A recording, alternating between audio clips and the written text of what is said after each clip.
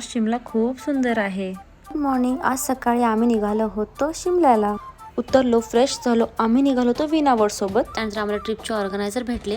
त्यानंतर आम्ही तिथून निघालो. पुढे ऑन द वे आम्ही नाश्ता केला. नाश्त्यामध्ये पण भरपूर काय काय होतं आणि सगळं टेस्टी पण होतं. त्यांच्याकडून त्यांचं कॉफी घेतली. परत आमचा प्रवास सुरू झाला. दिल्लीतून शिमला थोडंसं लांब आहे.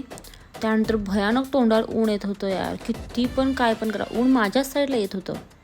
त्यानंतर दुपार झाली, जेवण केलं, तिथून जेवलं. तिथला पण व्ह्यू छान, तिथली खीर पण खूप टेस्टी होती. हॉटेल सगळंच छान होते खायचे. त्यानंतर आम्ही पोचलो शिमल्याला. तिथला मॉल रोड आणि चर्च बघायला आम्ही आलो होतो. त्यासाठी लिफ्टनं यावं लागतं. त्यानंतर कसं कसं फिरायचं हे देखील आम्हाला त्यांनी सांगितलं. वर आलो, खूप सुंदर व्ह्यू होता. शिमल्याला ना आम्ही चर्च बघितलं जिथे की 3 इडियट्स मूवीचं शूटिंग झालं होतं. ते रांचोला इथे उडकायला आले असतात.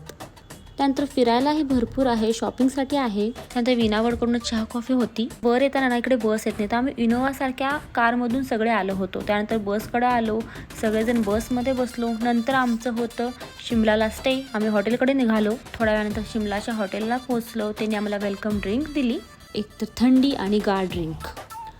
त्यानंतर आम्हाला रूम अलोकेट केले. फ्रेश झालो आणि डिनरसाठी आलो. तिथलं जेवण पण छान होतं. स्टार्टर्स होते, मेन कोर्स होता, सगळं जेवण छान होतं. हॉटेलही खूप छान होतं. हॉटेलचा व्ह्यू मी रात्री शूट केला, तोही छान होता. आणि विनावडकडून जे रूम बुक होत्या ना, त्या खरंच खूप छान होत्या. मी आता तुम्हाला रूम टूर थोडीशी फास्टमध्ये दाखवली आहे.